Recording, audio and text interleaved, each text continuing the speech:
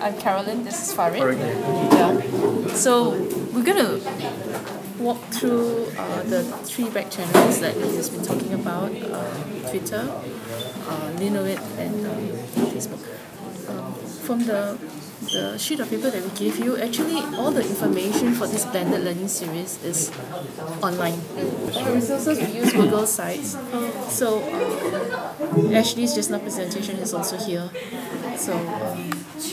So ours would be from here, station A. So information about back channeling and then the Twitter is all in this section. So I bet how many of you have used Twitter? Twitter? Not so often. Have you signed in? Do you have an account? I may have, but it's inactive. Okay, so just now when we mentioned about back channeling, we use hashtags for Twitter. So for today's hashtag, we actually have a BLINCC. So actually, if I could show you, yeah. So this is actually the Twitter stream that we have created. So when we say that you create a hashtag so that everyone will be on the topic, so you have to tell your students that please write a hashtag at the end of your tweet. You can see it's a hashtag. So after that, when you do a search hashtag, then you can collate all the tweets together. Yeah. Essentially, it's a collection ground whereby everybody can post on the same topic at the same place. You don't even have to shuttle from one place to another. Everything will be collected there. Right? So you'll be very focused. So you can create any hashtag you want, shorter the better, of course. And also you can place the hashtag anywhere in your tweet, in the beginning or the end or the middle, right? Yeah, as long as you get it right. So Ashley mentioned like he lectures and then you use the Twitter for a hashtag. For example, over here we have an example here. Actually of one university lecturer in a history class at the UT, University of Texas. Actually what she did is actually to show a video and her class tweet. So at the same time she can monitor the Twitter stream and answer the Twitter stream. So because she's not lecturing, she can monitor the Twitter stream. And also she had a TA to also reply to the questions. So reply, is it verbally or no, in on the writing? Twitter and writing. Okay, shall we do we can try if you have your Twitter account, you can try. But essentially, if you look at the current situation, whereby if you look in a qualitative classroom, how would you use it? If it's a big lecture theatre, how would you use it? So you have to understand the dynamics of the place as well, right? And from what Ashley said, it's good if you have a co who help you to actually look through, sift through the tweets that they have. At the same point of time, you can also assign your students, right, to be your co as well. So they can be maybe leaders, whatever, who look, and after which couple of minutes you can reach, okay, there's a lot of tweets on this topic, so maybe the lecturer can always cease and then reconcile what are the issues that they have, and then they can carry on from there. So it really depends on how you actually use it on the dynamics of the ground.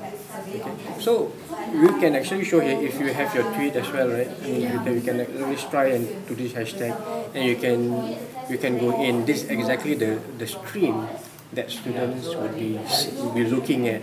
Every student, if they have any devices, or they can look at that as well, and you can show that they can actually reply to the to answer your question. See, when you hover over it, you can say you can reply to the question. So if you have a question, you can answer the questions or you can clarify. I was just thinking of the practicality, because the same questions are being asked by several of the students.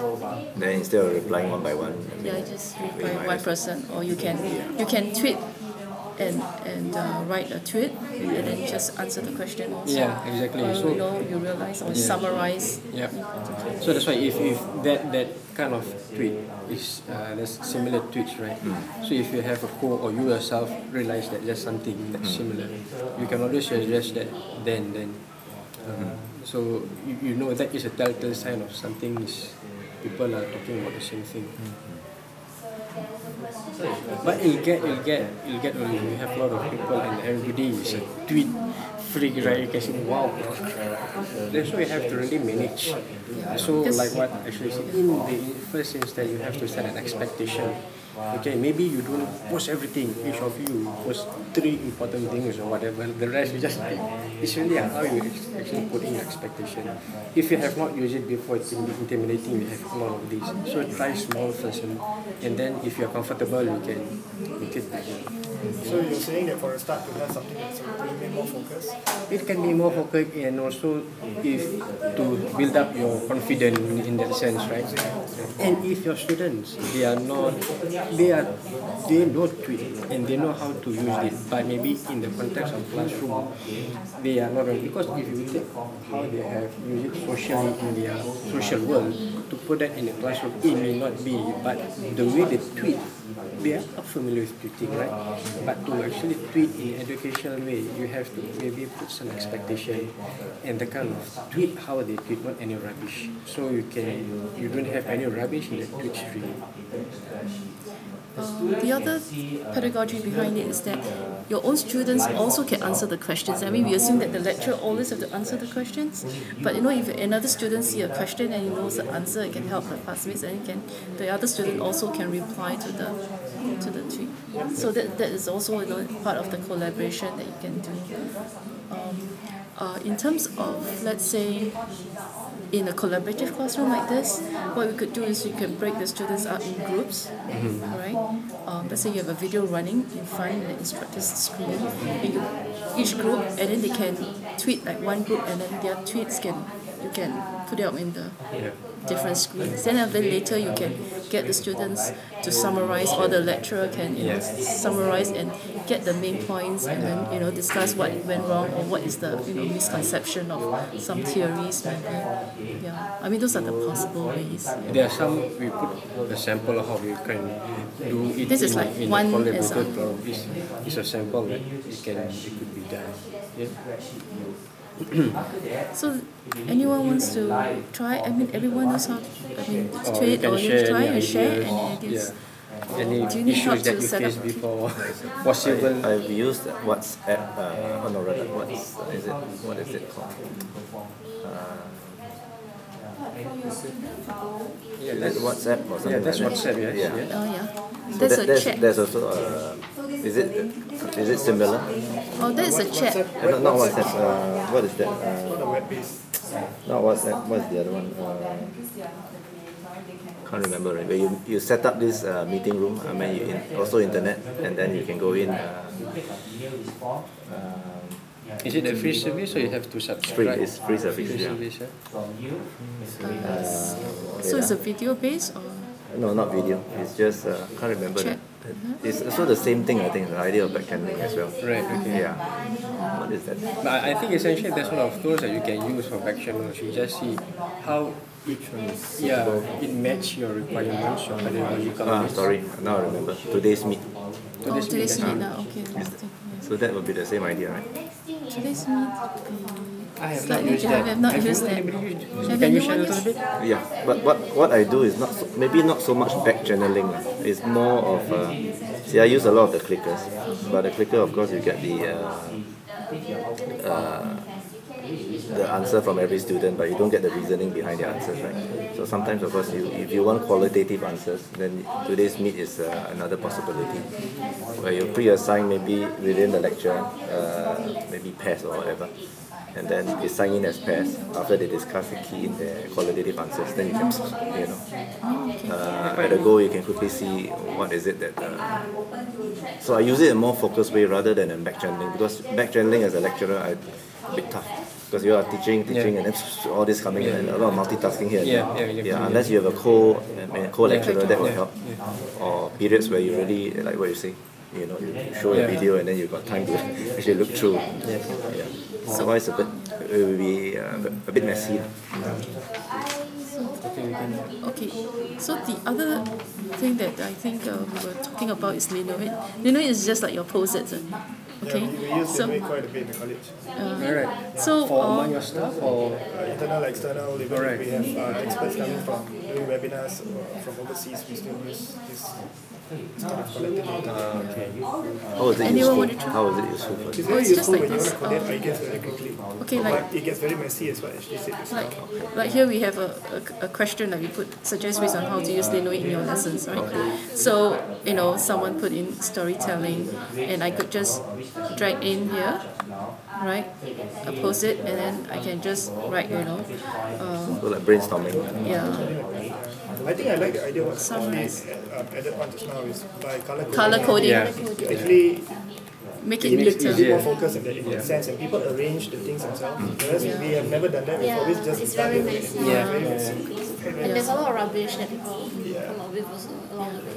Because there's no like specific stuff that they Yeah, So- exactly. Yeah. In all the back channels, whatever media you use, is that you still have to give some direction, some form of a focus for everyone to use it. Yeah. So in this case, and then after that, I think you can rearrange it. Do you realize that if you use LinoIt, if you don't responders, they don't have an account, but they can still respond, but they are not able to rearrange. So cognitively, if they see the whole thing messed up, they will be overwhelmed, right? So I think that is one thing that you have to take note as well. The only person who can arrange is the creator. So like for her, if I created this one and she's not able to move, maybe only for her own code, but I'm able to move the rest because I'm the owner, right? Feel free to try it out, because we also gave you in the Google site, right? The sandbox. The sandbox. So there is a link there, right? Then you can try it out. I mean, we will leave it there, and then you can populate the post-its. Maybe you can even, why don't we do this? Maybe after this whole session, you can just populate, suggest any suggest, ways, of trying to use it, and if you have anything, you could just put some questions in there, or some, they will answer it. Yeah, and that will be more interactive anyway. That's what we're trying to model. Yeah, so that's one of the advantages of back channeling, is that the conversation, the discussion carries on after the class. I mean, usually in class everyone discusses, and after that, you go off. Right here, everyone is still online. They can still go back to the resource. I mean, you can go click back to the URL, and then you can still, ask your teacher the question, and then so the discussion can still go on. So it's more dynamic, rather than just within the class. Okay. We have used what they call, I don't know if you heard of Pigeonhole. It's a paid service. It's not as cheap as we hope for it to be, but the interface is paid, is it? Yeah, it's a paid service, but the interface is really nice. And what happens is that it's just the way they show information as people SMS their answers, to the site. Yeah, it's called Pigeonhole, but it's a paid service. We use that quite a bit when we have speakers and all that. And then when we have our town hall recently, the dean of the school actually showed, and the nice thing about Pigeonhole is that you can actually vote for each question, and then the question with the most votes means that's the most important, and then it will be pushed right on top, right? So it's on the topmost layer, and then the dean is able to answer those important questions first, and then as he answers, somebody who manages it can close it. Once it's been answered, then it goes away. So it doesn't clutter. It doesn't clutter, so that was wonderful. But the only not so wonderful thing about it is it's not a free service. Choose to approve or disapprove to be live, to be shown. Oh, so when they post, it's not live yet. You have not live. to moderate. Yeah, There's you can choose to moderate or not to moderate. So, in a town hall session, of course, we need to moderate because we're talking about the dean. So we have people who moderate them, and then very quickly, they just. I mean, the questions are also very short. Like how are you feeling today? When we talk about change management, what do you think about change? Or some people will just say I'm nervous but excited, but that needs to be addressed in the whole context of change. So I thought that was really, really interesting, but it's not cheap. Yeah. How much quickly? I don't know the pricing, but I know from my team that it's not Just cheap. wrap up in about a minute, and then we will rotate to the next station. So the other one is, very quickly, is Facebook, because everyone knows Facebook, right? So what we did was actually, you can create a group. Like here, we created a group. See, in your Facebook page, what you do is that you just add a group, right? And then you can create a new group.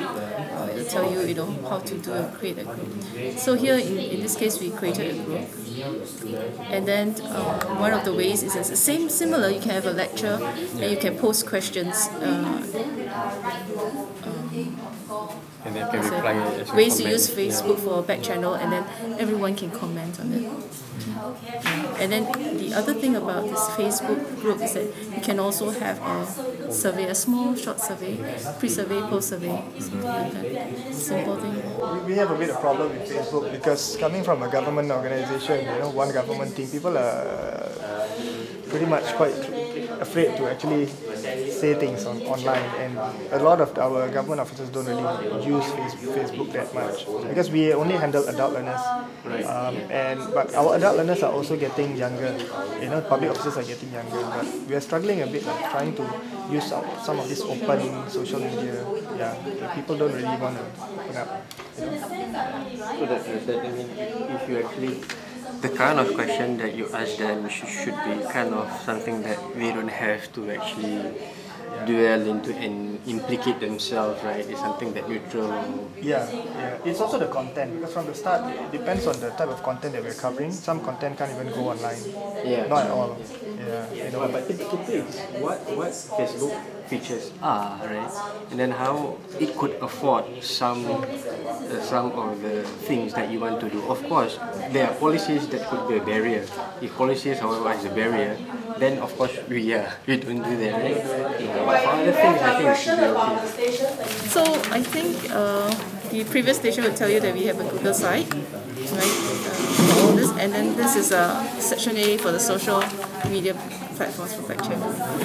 Every one of you have a Twitter account. Do you need help to set up?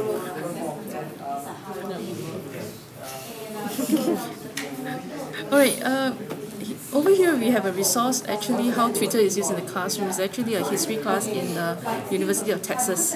For example, just now Ashley mentioned that he lectures and then you do back channeling. In this case, this example is actually they show a video on the main instructor's screen, and then the students will see the video and then they will discuss via Twitter and back channel. And at the same time, that frees the lecturer to answer some of the questions simultaneously.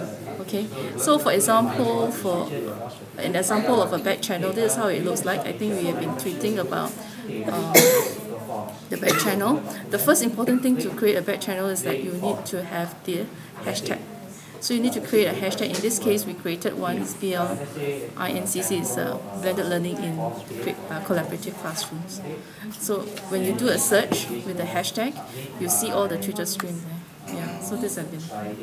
Essentially, are very polite online. No, not necessarily. The reason why MOE is coming out with a The teacher guidelines. code of conduct and the other groups have these sort of things are simply because the few bad apples make a bigger impression than the rest of the good bunch. So they're not always polite online. Let me do a quick interruption. Rather than do your sales pitch, which is good in the ding-donging that both of you are doing, like back forth. Do you have anything that you want to find out more about, that you're troubled about or something, rather than get a sales pitch, pitch back and say, tell me this or tell me that, or I don't believe this or I don't believe that. I mean, the point of a collaborative classroom is actually to do more of that rather than do more lecturing. You know what I'm saying? you have to shoot now, because if you can't answer, Ashley is here. Let's say there a scenario of is this suitable for, let's say, a big class or small class? Big classes, I think Small class, like what you say, there's so few of us, we can just like that. But it can be done. We can talk more a back channel is ideal for a large group. Back channel is for a large But you group. can also, but in a small class, I'm here, I do not know what's happening there and there. But if there's a back channeling happening there, I can monitor later. So it can help. So as long as there is face-to-face contact like that, you don't need all this back channel. Back channel Not will be necessarily. like you don't know what's happening there. Yeah. A back channel is, it's not so much by size, but some people are more willing to So speak up it's here the face-to-face than here. interaction. No, I used it in a class because I was doing a training session the whole day, and we were talking about training needs analysis, and at the very beginning I said, oh, you have any thoughts and all, you can do it. So I thought they were going to do it you know, It's after like the it's class. a parking lot. Like But that. you know, during the class, somebody found a resource and then uploaded it. And it was just so nice. You know, we said, "Oh, thank you very much for your contribution." So while we were having the resting moments, you know, I checked in and we were very happy. So that encouraged more people to. So I used it more for a sharing kind of thing. The issue isn't size, it's how you design the class, and also getting in the case of back channeling, that culture of back channeling. You know, if people don't want to share, they won't share face to face or online. But if you create the conditions for it, the expectation for it, then you know, then it can happen. We've used it also to capture. You can use Twitter. Let's say I've got this class. I use this channel specifically for this class. Once we're out of the class, once I know more of these students, I say it's another module, it can just fade off like what I say, it's raining, after that it will disappear. Several days. It won't be there anymore, I see. Yeah, but one thing is good about the Twitter is that one of the advantages is that you can carry the discussion after class. You know, the students after that they may have a eureka moments, they can still share it because you have the URL. So this session assumes that we all know how to set up a Twitter already. Okay, here to help you. This is to understand. Okay, And then if you Yeah, don't the concept of what back channeling is, then if you're very interested, you say, how do I use Twitter? I'm Then interested. go do that. You Because call us. socially I don't Twitter so much. We actually have a staff member here, Chan Xiaoyun of ELL, who actually is very active with Twitter. Unfortunately, she's leaving NIE to pursue a PhD.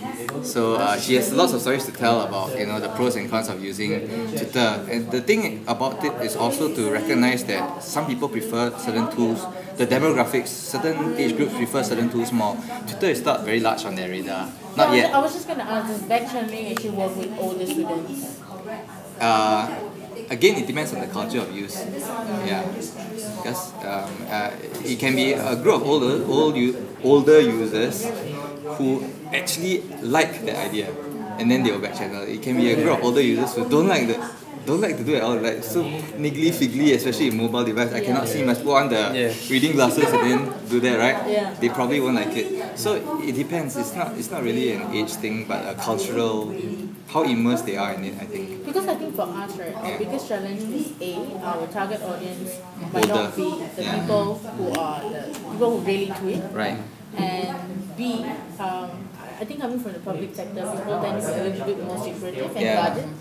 So they don't really share. Then maybe not Twitter lah, but an anonymous channel like LinoIt. That's exactly what we do. We do or even Facebook. If you set up a more exclusive group, then I think we've used it for several purposes. One was, I think, during the course, she had this burning question, and she actually explained them. And also, along the way, she said, okay, next time I go and do this, we also when they were hungry, so it's quite cute. But I think for courses like the NB they actually use this for reflections for the day, and that's really, and what they will do is actually they will cluster all the statements. So there is somebody looking after the process.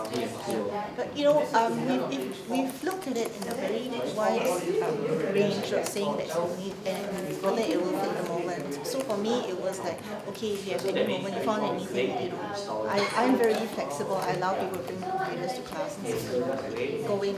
And like my colleague said, more and here, as you're learning, you're thinking, so write your questions. So that's important. Yeah, because right now, these things, the features are there, right?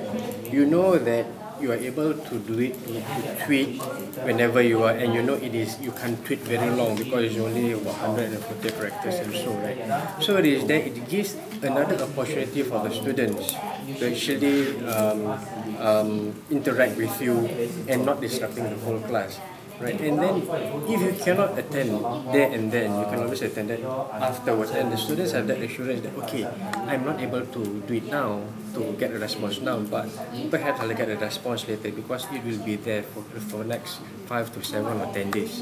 Okay, and in fact, if you have a big class, you can get students themselves to actually look at the stream.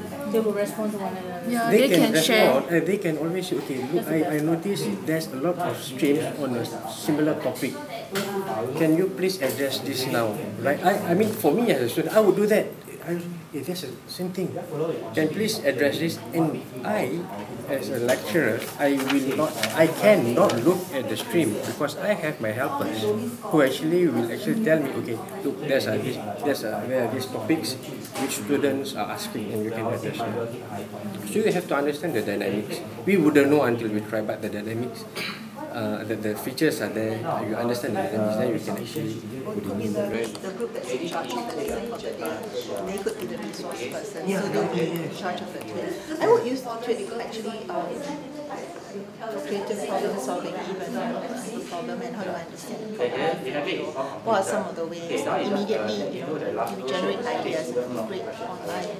Can I just wonder, do you have a resource site that you set up? Yeah, this is the one that we have. On the top of your, right, just below the title. So basically what you do here is on the Google sites. Everything is up here. which means your faculty members can actually go to this site and then... For this blended learning series. It's only for this blended learning Yes. series. But that means it's open source. Yes. Yeah. So if you look at the top title, right? Yes. So you can go to the Google sites and you can see everything that we have for the blended learning series here, and then individual. This is how you sign up. The section A is on the media. So you can click on just now Ashley's Actually, when you give an identifier, so presentation is also here. So you can go back and the refer. So it's also open collected learning. within that stream. Yeah. So you have the link Here there. for you to see all Yeah, the so streams. even for the next It's a week's package, series is also here. So any We question have that populated you it. have regarding Yeah. on a specific topic, Yes.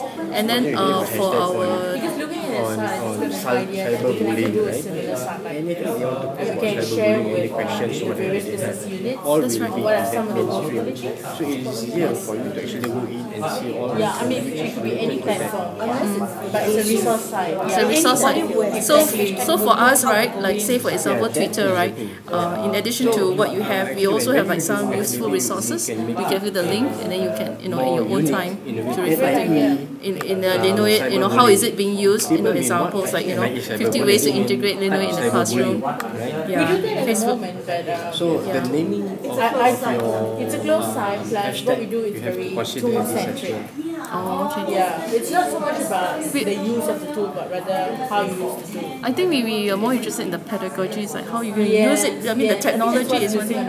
So we are trying to, pedagogy first before the technology, right? Yeah. Yeah, I think ours was the end part. So you finish your toolkit, here's your guide and things like that. So it's like ready to use. Whereas here, it's more like how to use it, the beginning of learning something. Yeah. Yep. Which will definitely be very useful for the ATs. Do the rest LinoIt? LinoIt. So, for example, this is the LinoIt. Yeah, here. Yes. LinoIt have quite a number of staff in LinoIt they use that. Because it's really easy. Have you used it before? Class, right? LinoIt. Yeah, okay. All the views straight.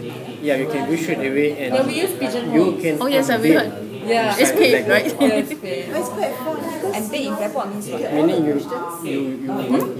Yes, so you can moderate, And you can right? vote. and then you put it inside. Yeah. You can our do that. boss So really did a they great can job, just We were all very naughty, we were all in-house, we were they don't have to have an asking account. questions, But fast they and must furious. bring a And handphone. he just looked at Yeah, them they have a mobile So device. you can eyeball the questions So that you can immediately and Yeah, move on. this question, 10 votes. So here you can actually think And he just took them off, The moment he addresses it, he moves, it's really Yeah, you can remove on the spot. responding Yeah.